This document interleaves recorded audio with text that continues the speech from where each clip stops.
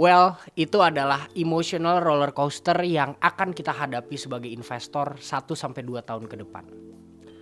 Gue akan ngomong ini di awal bahwa 1-2 tahun lagi akan menjadi waktu yang tough, waktu yang sulit untuk kita para investor. Gue di sini bukannya mau nakut-nakutin lo, but I think lo tau lah ya what's going on in the world right now.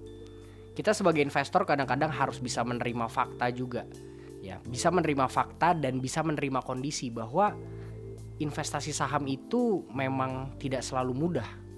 Kondisi pasar itu memang tidak selalu mendukung kita untuk bisa cuan banyak dalam waktu dekat dengan jumlah yang banyak.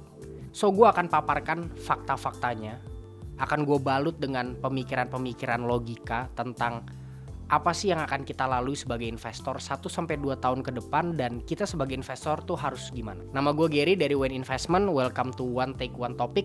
Langsung aja kita bahas. Let's go.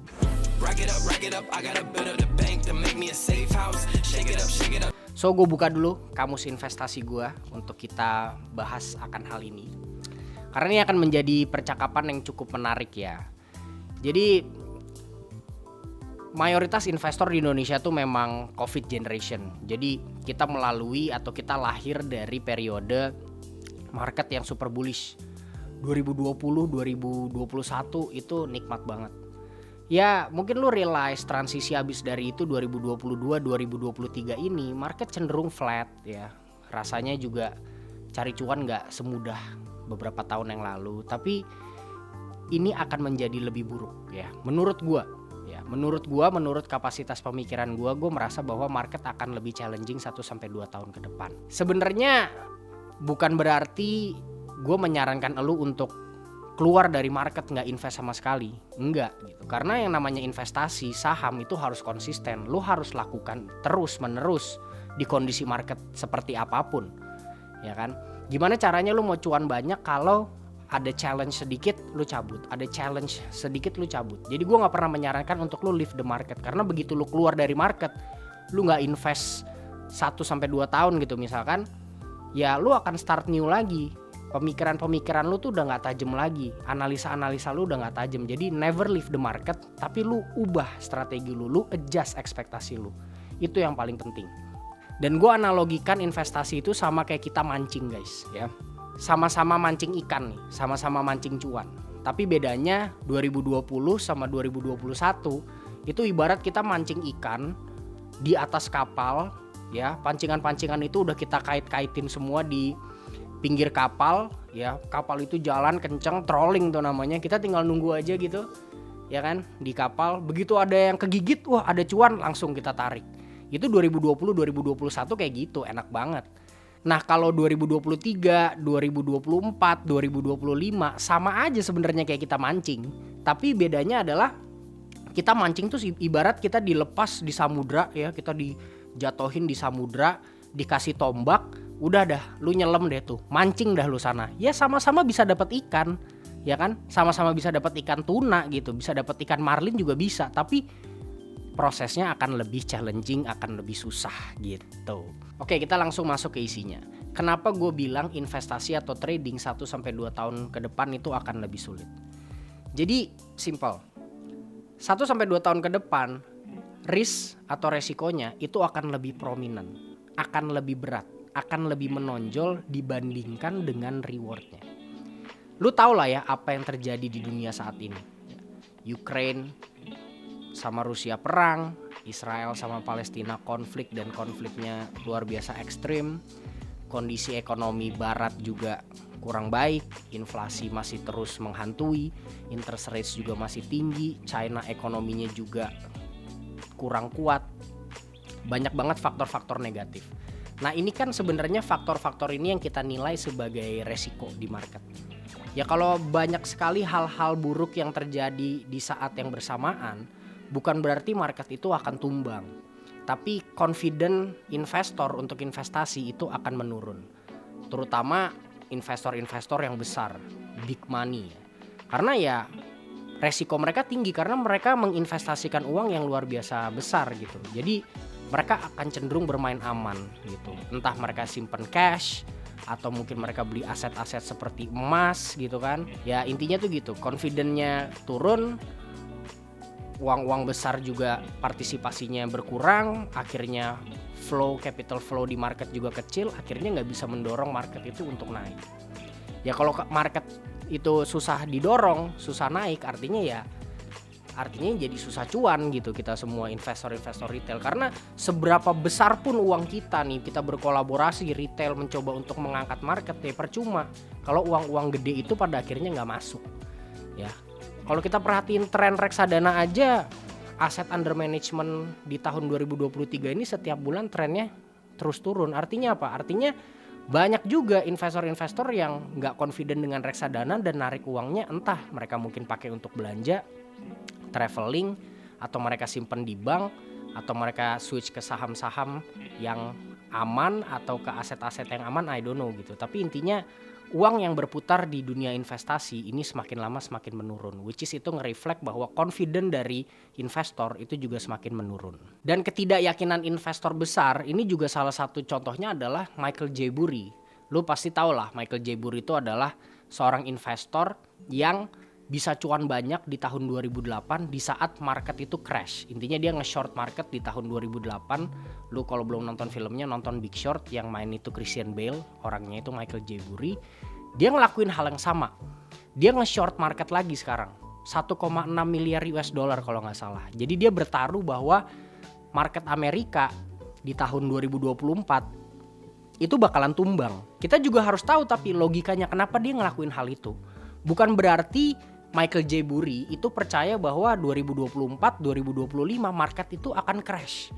Dan bukan berarti Michael J. Burry itu juga punya insider information yang bilang bahwa konflik-konflik ini semua akan terjadi makin parah, perang dunia ketiga akan terjadi, wah macam-macam spekulasinya.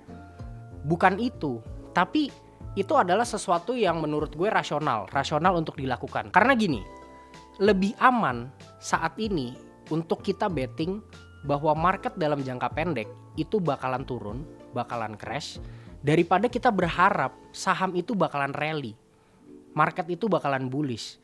Probability untuk bullishnya 1-2 tahun ke depan itu lebih kecil dibandingkan sama probability bahwa market itu akan crash. Terdengar mengerikan kan sebenarnya. Ya dibilang iya memang iya, tapi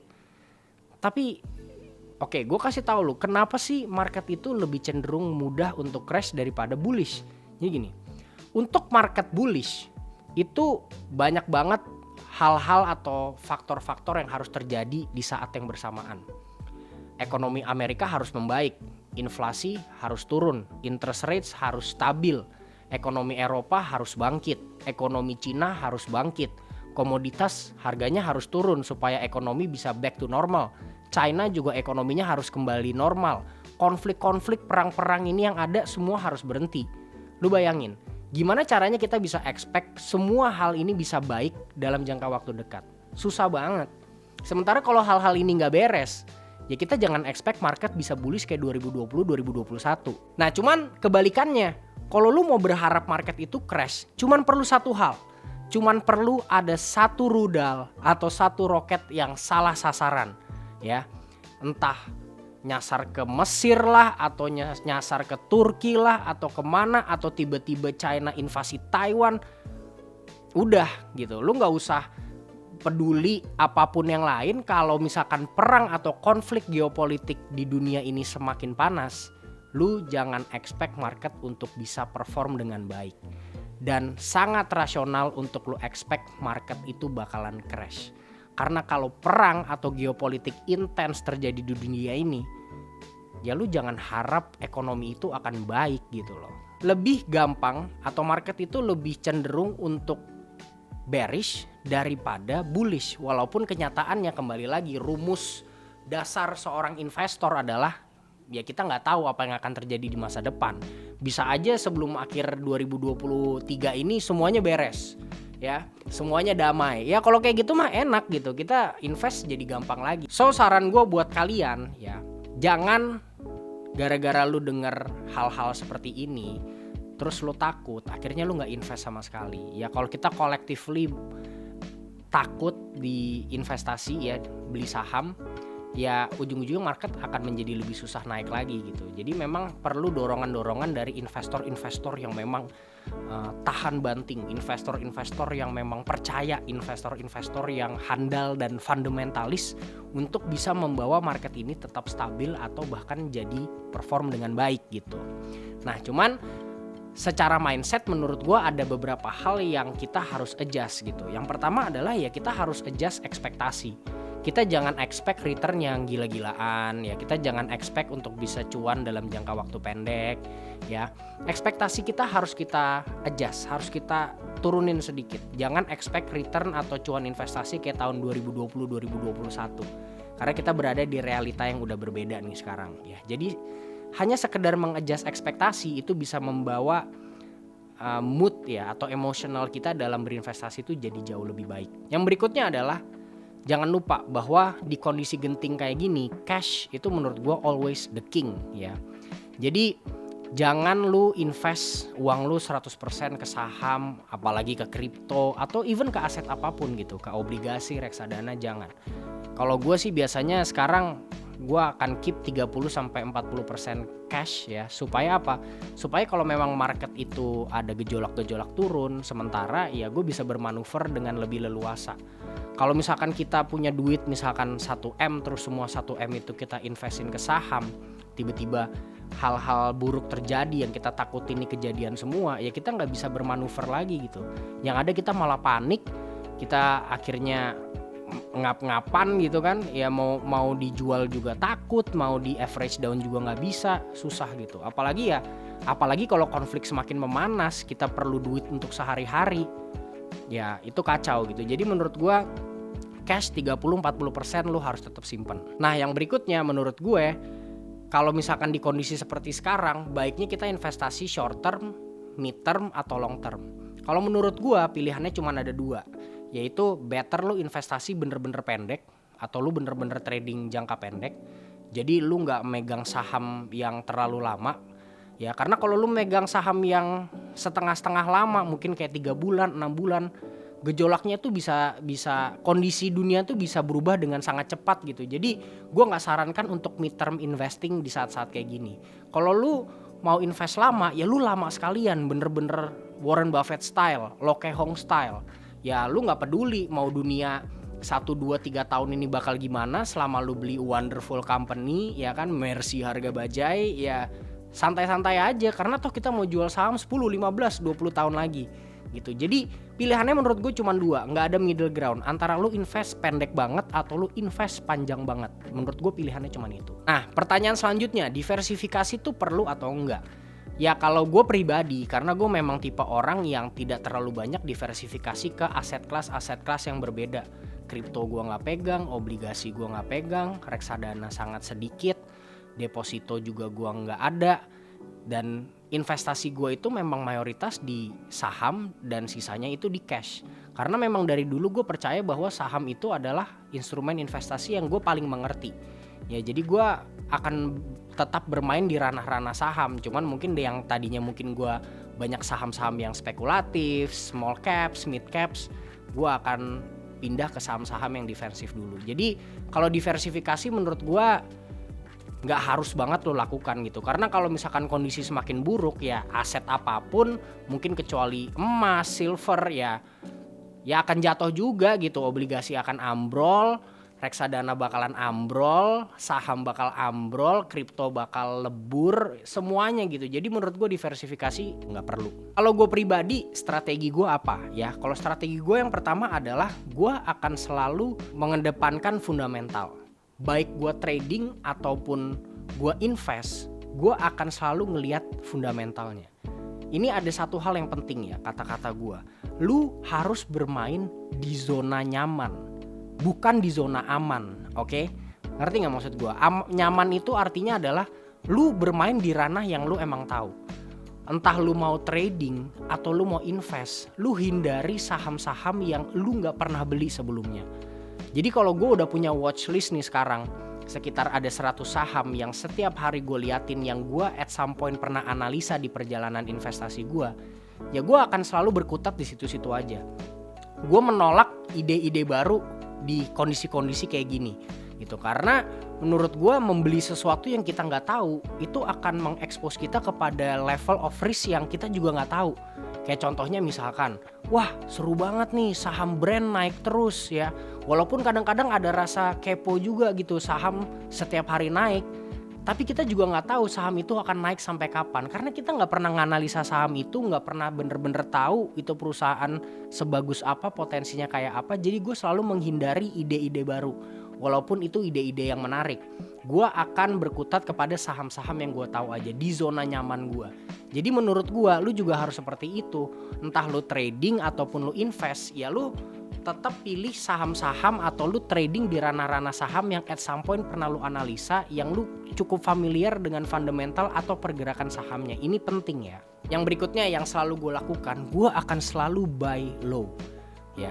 Gue akan lebih sering belanja kalau marketnya tuh lagi turun. Jadi gue mencari potensi-potensi itu. Kita jangan menggebu-gebu, jangan nafsu. Misalkan kita ngeliat, wih gila IHSG rally 3 hari, terus di hari ketiga lu belanja. Jadi kondisi kayak gini lu expect apa? Expect rally di hari keempat, 5, 6, 7 dan seterusnya? Enggak. Koreksi itu pasti akan datang karena investor tuh nggak confident. Dan investor-investor yang uangnya gede-gede itu sebenarnya nunggu market rally untuk mereka jualan. Dan mereka mau beli lagi di bawah. Itu udah mindset dari semua investor, mau gede mau kecil tuh kayak gitu. Jadi ya might as well kita ikutin. Jangan nafsu beli saham-saham yang harganya udah naik banyak. Dan jangan nafsu beli saham kalau marketnya udah rally berhari-hari. Lu mendingan sabar, lu analisa dulu, menunggu market itu ada turun atau saham yang lu pengen itu beli ada turun, lu tunggu kesempatan itu aja. Ya kadang-kadang the best trade is no trade. Yang berikutnya yang akan gue lakukan adalah gue akan nge-consider saham-saham defensif ya. Saham-saham perbankan, saham-saham consumer. Gue akan consider ya, apalagi yang sifatnya tuh big caps. Kadang-kadang kita investor retail itu juga suka lupa untuk nyimpen saham-saham yang sifatnya anchor atau jangkar atau fondasi ya di portofolio kita. Selalu kepengen beli saham-saham yang naiknya cepet, small caps, mid caps. Ya nggak apa-apa lu tetap spekulasi di sana, tapi menurut gue di kondisi seperti ini lu harus punya saham-saham yang emang fundamentally strong, saham-saham blue chip, saham-saham big cap, supaya kalau ada resiko-resiko yang buruk terjadi, paling enggak lu ada saham-saham ini yang bisa menjaga profit lu atau loss lu itu terbatas lah. Dan strategi yang terakhir dari gue adalah ya kita tetap harus pegang cash ya. Kalau gue itu tadi 30-40% cash on hand itu harus selalu ada. Ya, hanya gue pakai di kondisi-kondisi genting, di masa-masa yang memang gue sangat memerlukan, atau mungkin kalau memang ada potensi-potensi investasi yang gue rasa worth it untuk uang itu gue pakai. Tapi kalau misalkan enggak, gue akan tetap 30-40% cash akan selalu gue pegang. Dan yang terakhir yang paling penting adalah buat lo yang bekerja, lo harus tetap pertahankan income lo ya. Karena income di kondisi-kondisi seperti ini tuh sangat penting ya. Jangan terlalu banyak mengharapkan kekayaan atau cuan dari investasi ya. Tapi income is the best source of wealth di kondisi-kondisi kayak gini. Ya sebenarnya itu aja sih yang pengen gue sampein, simple. Intinya 1-2 tahun ke depan market akan lebih challenging. Untuk investor-investor beginner mungkin akan mengalami fase yang sulit yang belum pernah dilalui sebelumnya. Tapi kita sebagai investor jangan takut, jangan kabur dari market. Tetap harus selalu investasi, tapi kita adjust ekspektasi return kita, adjust strategi. Dan yang paling penting adalah kita berharap bahwa hal-hal buruk yang terjadi di dunia ini tidak jadi semakin parah. So pesan dari gue adalah lu harus tetap invest, lu harus tetap trading. Yang penting beli saham-saham yang emang lu familiar, yang lu tahu resikonya. Cash jangan lupa ya. Cash adalah hal yang penting, income lu adalah hal yang penting. So lu setuju gak sama gue? Market 1-2 tahun lagi akan lebih susah untuk cuan. Apalagi buat teman-teman yang lemah sahwat dan trader dan investor pemula. Gimana menurut lo? So thank you for watching guys. Kalau lo rasa konten ini bermanfaat, boleh di komen, like, share, subscribe. Kalau bermanfaat buat teman-teman lo perlu tahu akan hal ini, tolong disebarin semua. Thank you. Gue Gary dari Wayne Investment. Salam pamit mundur. Thank you semuanya. Thank you guys.